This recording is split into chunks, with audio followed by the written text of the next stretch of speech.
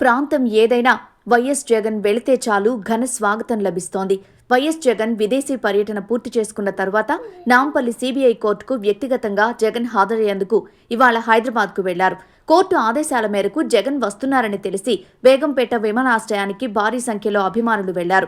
బేగంపేట విమానాశ్రయం బయట పెద్ద ఎత్తున వేచి చూస్తున్న అభిమానుల్ని చూసిన జగన్ అభివాదం చేశారు. బేగంపేట విమానాశ్రయం నుంచి నాంపల్లిలోని సీబీఐ కోర్టుకు వెళ్లేందుకు జగన్కు కొంత సమయం పట్టింది. అడుగడుగునా జనం ఘన స్వాగతం పలుకుతుండగా కారులో జగన్ అభివాదం చేస్తూ నెమ్మదిగా ముందుకు కదిలారు. తెలంగాణలో జగన్కు భారీ స్థాయిలో ఆదరణ లభించడం ఆశ్చర్యం కలిగిస్తోంది.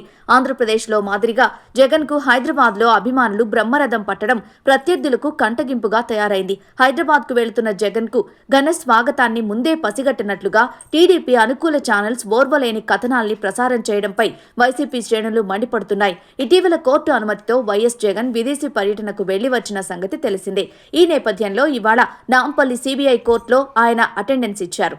జగన్ రాక నేపథ్యంలో హైదరాబాద్ నాంపల్లి కోర్టు వద్ద పోలీసులు భారీగా భద్రతా ఏర్పాట్లు చేశారు. కోర్టుకు వచ్చే 2 మార్గాలను ఆధీనంలోకి తీసుకుని న్యాయవాదులకు మాత్రమే లోపలికి అనుమతించారు.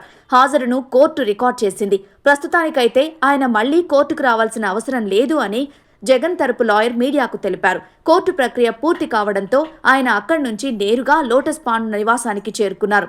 అక్కడ తల్లి విజయమ్మతో భేటీ అయ్యారు. ఆపై పర్యటన ముగించుకుని తిరుగు పయనమయ్యారు. నాంపల్లి సీబీఐ కోర్టుకి జగన్ అడుగు పెట్టగా బయట వేలాది మంది అభిమానులు వేచి చూడసాగారు. జగన్ను చూసేందుకు తెలంగాణలోని వివిధ ప్రాంతాల నుంచి వచ్చినట్లు అభిమానులు మీడియాతో చెప్పారు. తెలంగాణలో సైతం వైఎస్ఆర్, ఆయన కుమారుడు వైఎస్ జగన్కు పెద్ద సంఖ్యలో అభిమానులున్నారని వారు చెప్పారు.